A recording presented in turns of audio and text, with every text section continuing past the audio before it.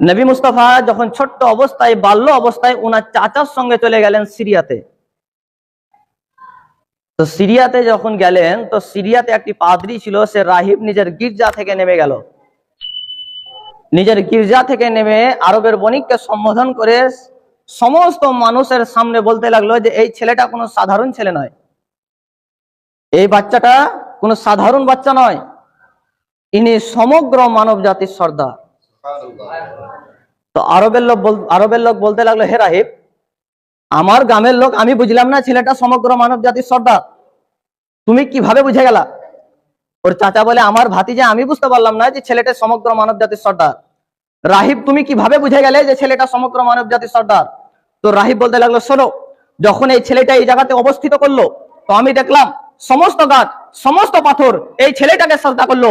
আর আমি তাওরাত কিতাবের মধ্যে এটা পড়েছিলাম, এই গাছ এই পাথর নবী ছাড়া কাউকে সাজদা করবে না, আর যে নবীকে সাজদা করবে উনি হবেন সমগ্র মানব জাতির সর্দার। আর যিনি হবেন সমগ্র মানব জাতির সর্দার উনি হবেন আখিরি জামানার নবী, আর যিনি হবেন আখিরি জামানার নবী উনি হবেন মুহাম্মদুর রাসূলুল্লাহ সাল্লাল্লাহু আলাইহি ওয়াসাল্লাম।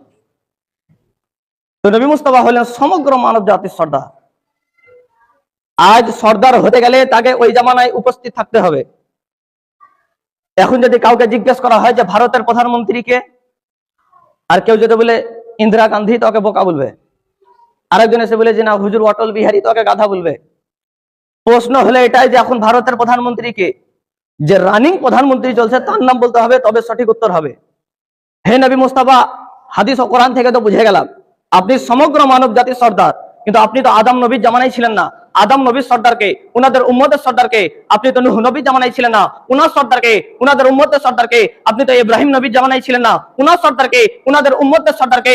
নবী মুস্তাফা বলে, আমাকে কিয়ামত পর্যন্ত প্রশ্ন করতে থাকো, এক কথাতে উত্তর দিয়ে দিলাম, কুনতু আউয়ালান নাবিয়িনা ফিল খালকি ওয়া আখিরাহুম মিনাল বাসি। আল্লাহ তাআলা সমস্ত সৃষ্টির পূর্বে জিনাকে তৈরি করেছে, উনি আমি রাসূলুল্লাহ। সুবহানাল্লাহ। তাহলে বোঝা গেল আল্লাহ তাআলা সমস্ত সৃষ্টির পূর্বে জিনাকে তৈরি করলেন, উনি হলেন নবী মুস্তাফা।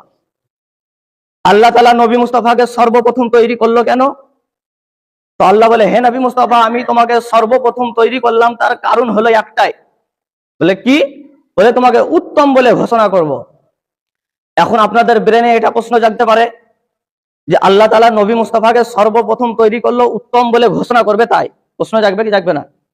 তো আল্লাহ তাআলা নবী মুস্তাফাকে সর্বশেষে তৈরি করতো আর উত্তম বলে ঘোষণা করে দিত, একই ব্যাপার, ঠিক না ঠিক? প্রথমে তৈরি করার দরকারটা কি? শেষে তৈরি করতেন, উত্তম বলে ঘোষণা করে দিতেন। আল্লাহর রায়, এর উপরে কোনো রায় নাই, মেনে নিতে হতো যে হ্যাঁ উত্তম। কিন্তু প্রথমে তৈরি করলে তার কারণ কি? একটাই কারণ। আপনার গ্রামের একজন ধরেন 10 বছরের ভিসা পেয়েছে কুয়েত যাওয়ার, তো সে কুয়েত তো চলে যাবো, তো বাড়ির পাশে এক কাঠা জায়গা আছে, একটা আম গাছ লাগিয়ে যায়। আম গাছ লাগিয়ে কুয়েত চলে গেল, তো কুয়েত থেকে যখন বাড়ি ফিরছে দেখছে আম গাছে অনেক আম। আম গাছে হাত দিয়ে বলে, বারে আম, আমি তোর মালিক, আমি না হলে তো গাছ হইতি না। তখন মাটি বলে, মানব তুমি চুপো। বলে কেন? বলে আমি মাটি না হলে কিন্তু গাছও হইতো না। তখন পানি বলে, মাটি তুমিও চুপো। বলে কেন? বলে আমি পানি না হলে কিন্তু গাছও জীবিত থাকতো না। তখন সূর্য আসমান থেকে বলে, আমি বা কি দোষ করেছিলাম, ভাগ ছাড়লে হবে না। সূর্য বলে, পানি তুমিও চুপো, আমার সূর্যের আলো যদি এই গাছের উপরে পতিত না হইতো তো গাছও জিন্দা থাকতো না। চন্দ্র বলে, আমি বা কি দোষ করেছিলাম, যখন ভাগাভাগি হতেই লাগলো তো আমিও ভাগ লিয়ে এলি। চন্দ্র বলে, সূর্য তুমিও চুপো। বলে কেন? বলে আমার যদি পূর্ণিমার আলো যদি এই গাছের উপরে পতিত না হইতো তো প্রজাপতি বসতো না, প্রজাপতি না বসলে প্রজাপতির মিলন হতো না, আর মিলন না হলে গাছে মুকুল আসতো না, আর গাছে মুকুল না হলে আমি হইতো না, এই গাছের মালিক হইলাম আমি। সব দাঁড়িয়ে দাঁড়িয়ে শুনছে।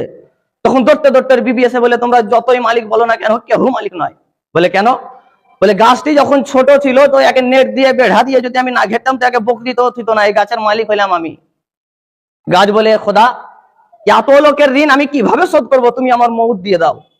এর মানে কি? মাটি প্রথমে গাছ পরে, পানি প্রথমে গাছ পরে, লাগানেওয়ালা প্রথমে গাছ পরে, ঘিরনেওয়ালা প্রথমে গাছ পরে, এই জন্য গাছ সকলের কাছে ঋণী হয়ে গেল। আল্লাহ বলে, হে নবী মুস্তাফা, আমি যদি তোমাকে প্রথমে না তৈরি করতাম তুমি উত্তম হতে পারতে না। কারণ সূর্য বলতো আমি আগে হয়েছি, আমি উত্তম। চন্দ্র বলতো আমি আগে হয়েছি, আমি উত্তম। আসমান বলতো আমি আগে হয়েছি, আমি উত্তম। জমিন বলতো আমি আগে হয়েছি, আমি উত্তম। এক কথায় প্রত্যেকটি সৃষ্টি বলতো আমি আগে হয়েছি, আমি উত্তম। আমি খোদা এটা চাই না তুমি সকলের কাছে ঋণী হয়ে থাকো, আমি খোদা এটা চাই সকলে তোমার কাছে ঋণী হয়ে থাক। এই জন্য আমি তোমাকে প্রথমে তৈরি করলাম।